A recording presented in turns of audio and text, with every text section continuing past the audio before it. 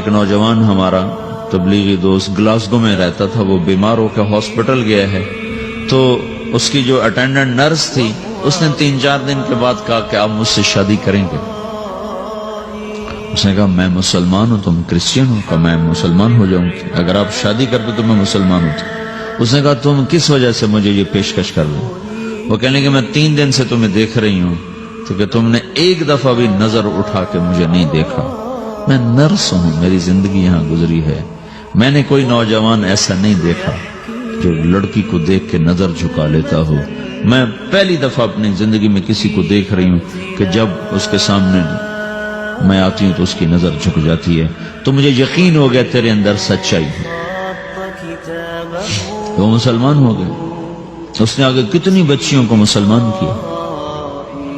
پھر اشفاق احمد صاحب مرحوم تھے، یہ ڈرامہ رائٹر، ان سے اچھی سلام دعا تھی میری، تو ایک دن مجھ سے کہنے لگے کہ میں تبلیغ کے کام سے متاثر ہوا ہوں انگلینڈ جا کر، پاکستان میں نہیں، انگلینڈ جا کر، کہ میں ایڈمبرا میں پارک میں بیٹھا تھا، میری بیوی میرے ساتھ بیٹھی تھی، تو ایک جماعت آئی، انہوں نے آ کر اذان دی مغرب کی اور نماز پڑھی۔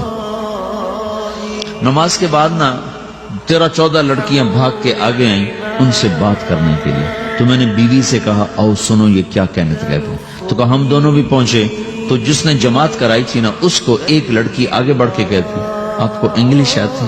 کہی آتی ہے۔ کہی آپ نے کیا کیا ہے؟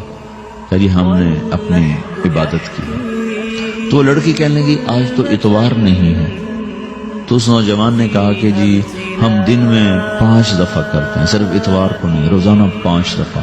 وہ لڑکی کہنے لگی یہ تو بہت زیادہ ہے، آپ اس کو کیسے نبھاتے ہیں؟ تو اس نے اس کو جواب دیا، 2-3 سوال اس نے اور کیے، جواب دیا، تو کہنے لگی اچھا بہت مہربانی، اس نے سے ہاتھ بڑھایا آگے ملانے کے لیے نا، تو وہ نوجوان کہنے لگا میں آپ سے معافی چاہتا ہوں، میں آپ کو ہاتھ نہیں ملا سکتا۔ تو اس لڑکی نے کہا کیوں؟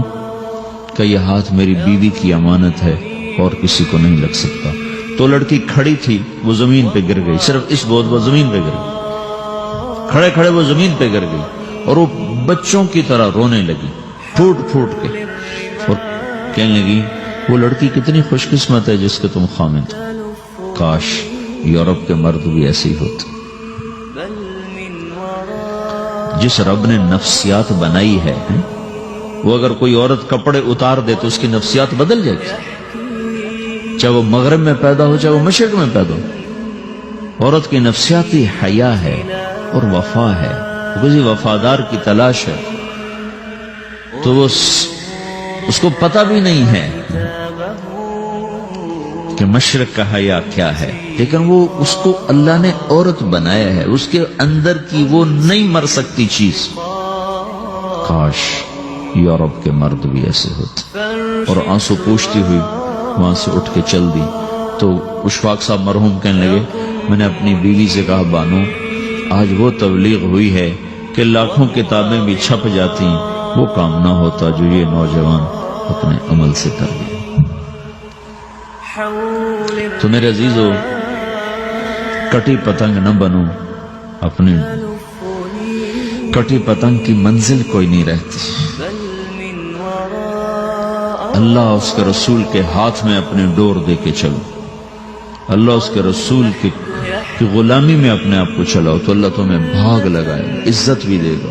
اپنی منمانی میں کوئی راحت نہیں، اللہ کی قسم کوئی راحت نہیں۔ 6 بر اعظم پھر کے تمہیں بتا رہا ہوں کہ جو اپنی ترتیبوں پر چلنے والوں کے دکھ آپ لوگ اندازہ نہیں لگا سکتے۔ چلنا ہے تو اللہ اس کے رسول کی زندگی کو اپنا کے چلو، اللہ تمہاری دنیا بھی سکھ والی بنائے گا، آخرت بھی سکھ چین والی بنائے گا۔ لیکن یہ سیکھنا پڑے گا، سیکھنا پڑے گا۔ تبلیغ اس کو سیکھنے کی محنت ہے اور اس کو آگے پہنچانے کی محنت ہے۔ تو یہ عمر ہے، اس وقت ساری دنیا اسلام کے لیے تیار ہے، چونکہ نظریاتی طور پر دنیا شکست کھا چکی، کسی کے پاس کچھ نہیں۔ تو ہمارے پاس ایک ایسا خوبصورت نظریہ ہے کہ جو ان کو بڑی تیزی سے اپنی طرف کھینچ سکتا ہے، اور اللہ کا احسان ہے کہ تیزی کے ساتھ نسلوں کا رخ اللہ کی طرف ہو رہا ہے۔ تھوڑی ہمت کرو، چھٹیوں کا وقت تبلیغ میں دو، باقی وقت اپنی تعلیم کو دو، گھر جاؤ تو ماں باپ کے خادم بن کے رہو، نوکر بن کے رہو۔